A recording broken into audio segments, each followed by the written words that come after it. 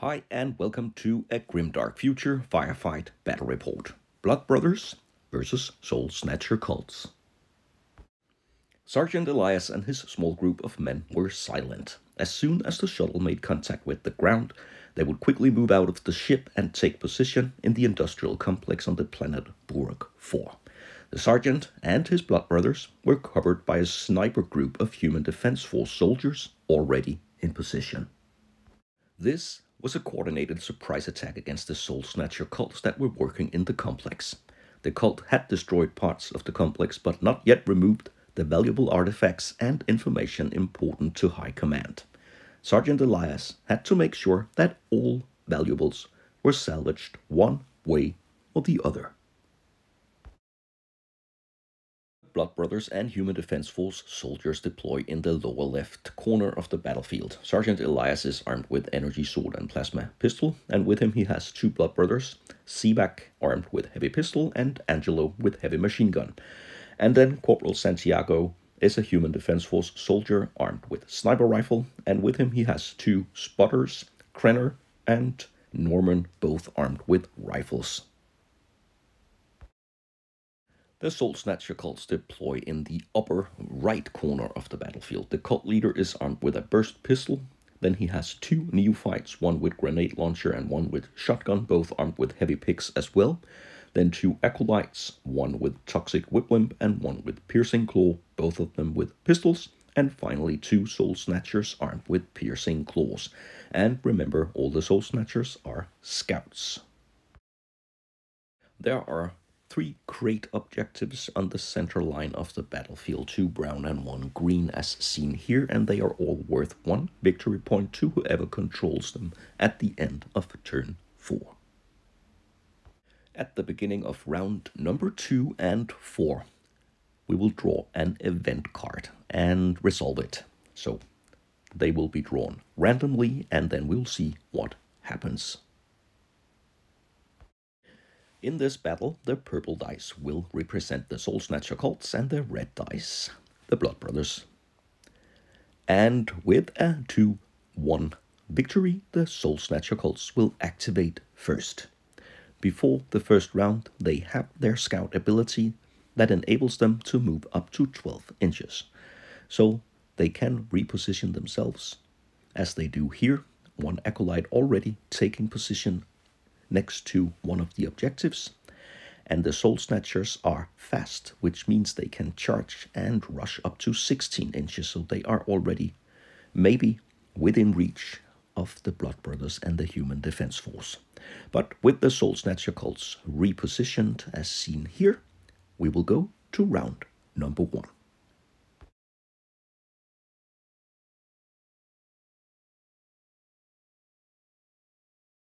First unit to activate is the cult leader, and he rushes in cover behind the building here and next to one of his Soul Snatchers.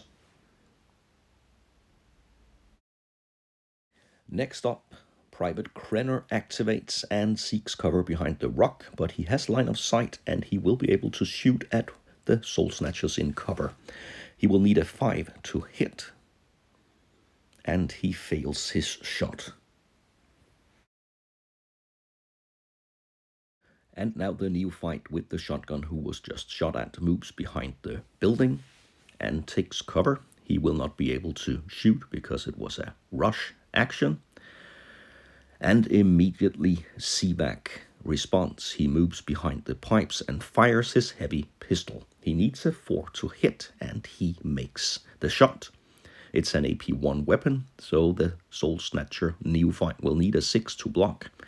And he is very far from that with a roll of 1 here. So he goes down with 1 wound. Could be the first casualty of this fight, but no, he is only stunned.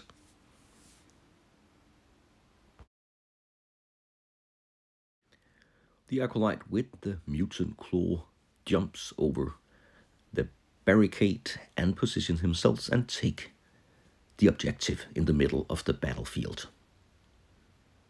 And that is a threat to the Blood Brothers now.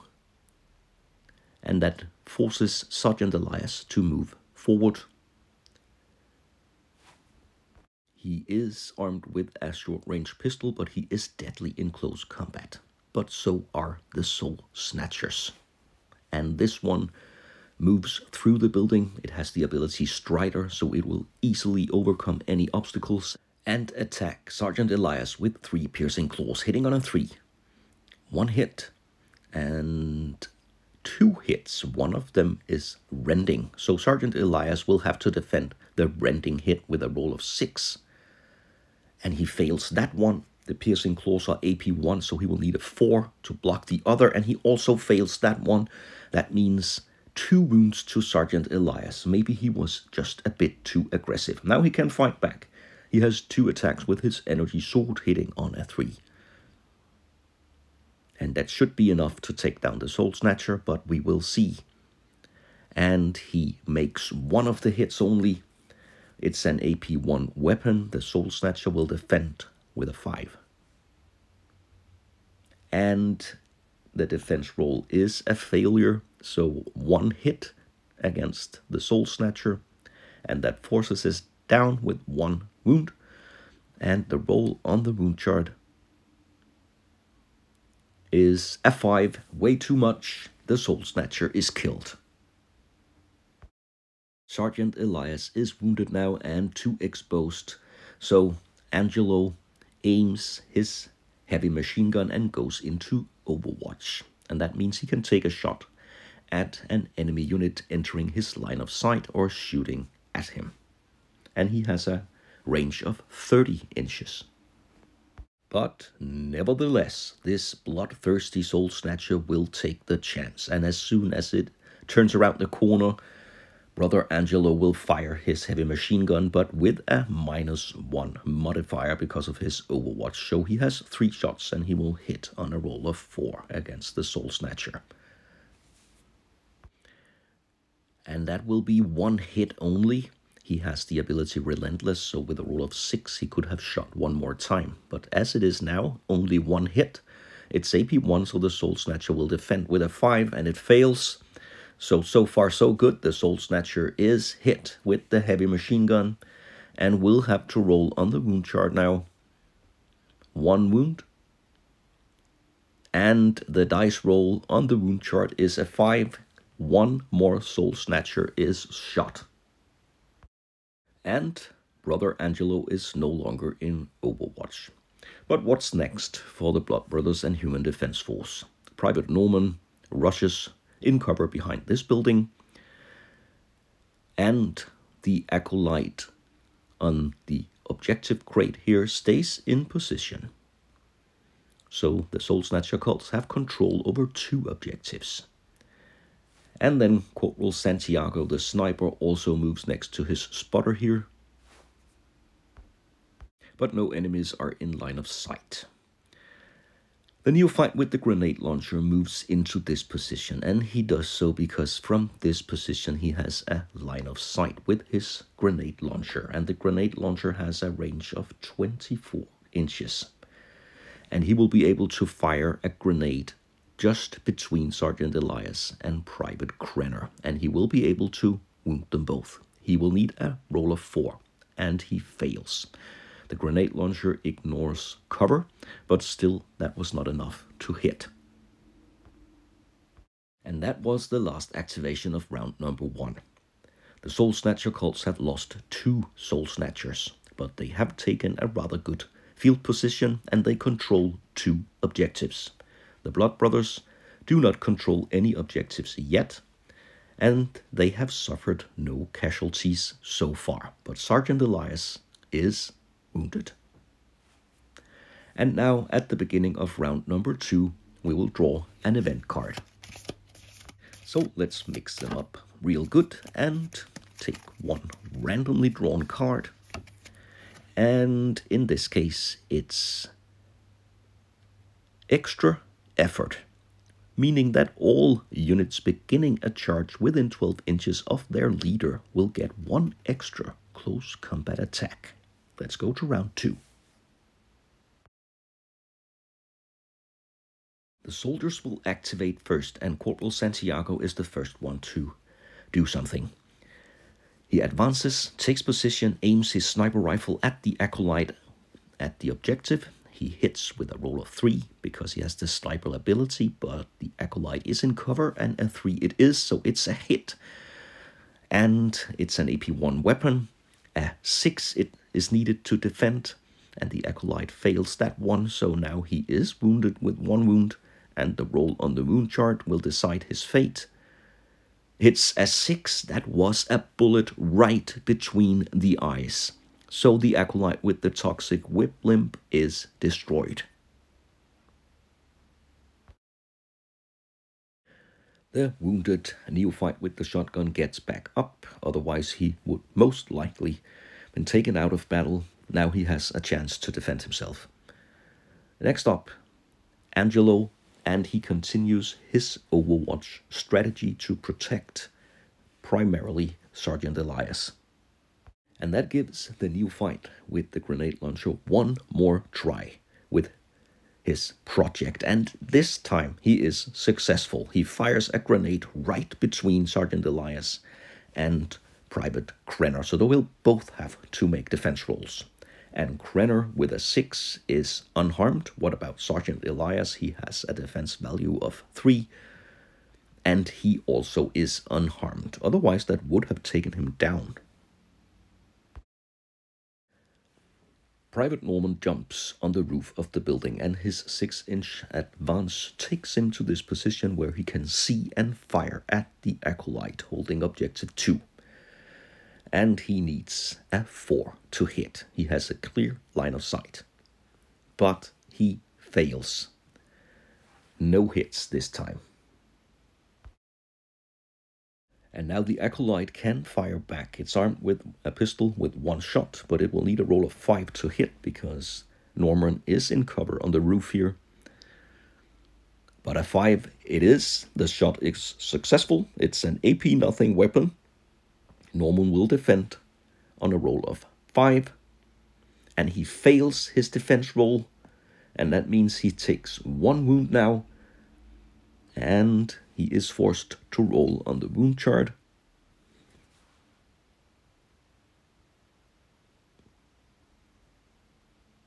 And that is another casualty. 1 shot, 1 kill. Private Krenner advances to the first objective and takes control of it. And he fires his rifle at the neophyte with the shotgun. He will need a roll of 4. And that's a successful hit. And the rifle is AP nothing, so a defense roll of 5 will be enough. But once again, the neophyte fails everything and goes down again, this time with 2 wounds. And that could be the end of him. The roll on the wound chart is a 3, so no, he is still in the game, but again, he's stunned. And the cult leader will have to do something, so he moves behind the building and just close enough to be within range of 12 inches of Krenner, and he fires his burst pistol. He will need 5s to hit because Krenner is in cover behind the objective, and he hits with 1 of his shots. And the burst pistol is also AP nothing, but Krenner has a rather weak defense, so he will need a 5. And he fails his defense roll, and he is hit with the burst pistol. 1 wound. And he also, again, rolls a 6. Incredible, he is also shot down and removed from the fight. And with the neophyte once again down, Seaback aims his heavy pistol and tries to take him out for good. He will need a roll of 4. And with a 2, he fails. So, for now, the neophyte is still safe. The Blood Brothers are under pressure because they only control 1 objective, and that forces Sergeant Elias to move forward. He hides in the building, and he can potentially make charges in the next round. So, in this round, the Soul Snatcher cults have control over 2 objectives, and even though Krenner is shut down, the Blood Brothers still hold objective 1. Both forces are not down to below half strength yet, but it's very close. And the event card didn't really matter. No one made any charges, so we'll just move to round number 3.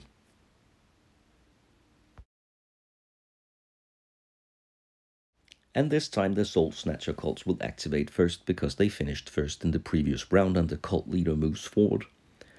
And from this position he can fire his burst pistol against Brother Sivak.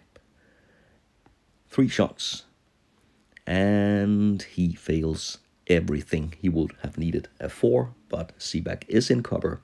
So a 5 was needed and he failed all 3 shots.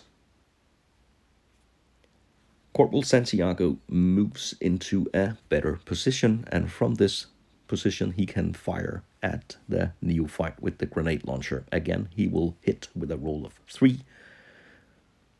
And once again, he is very steady with his sniper rifle. He hits the target, and a 6 is now needed to block the attack. And he fails the defense roll. So 1 wound to the neophyte with the grenade launcher, and the roll on the wound chart is a 1, so he is stunned. But immediately after, he activates and jumps back up. And now Sergeant Elias makes a charge against the Acolyte here and tries to take control of objective number 2.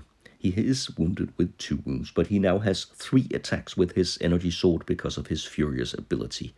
But what a disastrous roll. Only 1 hit, but it is a rending hit, so a 6 is needed to defend, and the Acolyte rolls a 6. He blocks the energy sword with his mutant claw, and now he can fight back. 2 mutant claw attacks hitting on a 4. And that was also a bad roll. He hits nothing, and Sergeant Elias just moves back 1 inch. And that was the end of that fight so far. And again, the Soul Snatcher neophyte with the shotgun gets back up, now with 2 wounds. Brother Angelo advances forward 6 inches, and he plans to empty his heavy machine gun in the cult leader. 3 shots hitting on a roll of 4. And again, a really bad roll. Not a single hit. That's just not good enough. The Acolyte at objective 2 has to do something, and he decides to charge Sergeant Elias. They are both fatigued, so they will need 6s to hit anything, but this time he actually hits once with his mutant claw. It's AP1, so Elias will need a 4 to defend, and it's crucial that he does, because he only has 1 wound left. And he fails the defense roll. A disaster for Sergeant Elias. He goes down with 3 wounds and is forced to roll on the wound chart a 5 or a 6, and he is out. And that would be a disaster for the Blood Brothers. But so it is. With a roll of 6, Sergeant Elias takes a heavy blow with the mutant claw, and he is removed from battle. And the Soul Snatchers still hold objective number 2. Brother Sivak activates. He takes position just alongside the first objective, and then he fires his heavy pistol at the neophyte with the shotgun. This time he makes the hit, and that forces the neophyte to a defense roll of 6. He has failed all defense rolls so far, and he continues to do so, so he takes his 3rd wound now and goes down yet again.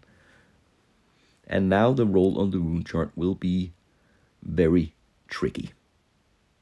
And he fails and is finally taken out of the battle. So now both the Blood Brothers and Human Defense Force soldiers, as well as the Soul Snatcher cults, are below half strength. The Blood Brothers control objective 1, but the cult leader is very close, and the Soul Snatcher cults control the 2 remaining objectives. But now they will all face morale tests. We will begin with the neophyte with the grenade launcher. He will need a 4. And with a roll of 6, he continues the fight. The Acolyte, a roll of 4 as well. And again, a roll of 6. They are really motivated to stay in this fight. And what about the cult leader? He rolls a 4, just what he needed. And now, Sivak, he will need a 2, because he is fearless, and the same is Brother Angelo, and he also rolls a 6. And that leaves Corporal Santiago as the final soldier, and he needs a 5, and he also gets that one. So all morale tests are passed, and they will keep on fighting. And in round 4, we will yet again draw another event card. Healing fog, and that means a very cool and pleasant fog spread in the industrial complex here. And if a unit takes a wound, a roll of 1 on a d6 will make that wound disappear. Let's go to round number 4. And first activation is the Acolyte here. He leaves his objective, but he still controls it, and charges Corporal Santiago. His mutant claw previously took Sergeant Elias out. Now 2 attacks against the Human Defense Force soldier, hitting on a 4, and he fails. His mutant claw swings in the air, but hits nothing. And rather surprised, Corporal Santiago can fight back with 1 close combat attack, hitting on a 5. And he is not trained for that sort of thing, so he also fails. And the Acolyte backs off. Angelo activates. The cult leader has 3 wounds left, so it will take all of his heavy machine gun hits to take him down. But this time he has a clear line of sight. He will hit on a 3. And that means only 1 hit. Not enough to eliminate him, but let's see. His defense roll is poor, so he takes 1 wound from the attack here. But he is still standing. So let's see if the healing fog can cure the wound. A roll of 1, no, so the wound is still there. And now the sneaky cult leader activates. He moves close enough to contest the objective, and he fires his burst pistol at point blank range against Sivak. 3 shots hitting on a 4, and he hits with each and every one of them. It's AP nothing, but still Sivak has to make 3 defense rolls of 3.